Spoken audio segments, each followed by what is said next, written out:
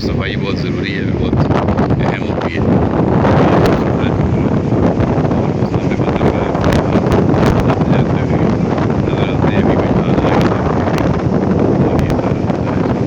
ये देख रहे हैं रेत जहाँ जहाँ गीली है, यहाँ से पानी रेत दे रहे हैं। और समुंदर का माहौल बहुत अच्छा है, ऊँट सवारी भी हो रही है और घोड़े की सवारी भी हो रही है, गाड़ियों में सैर कराने के लिए। कपल्स भी हैं, बच्चे भी हैं, फैमिली को आगे चले गई है पानी में एहतियात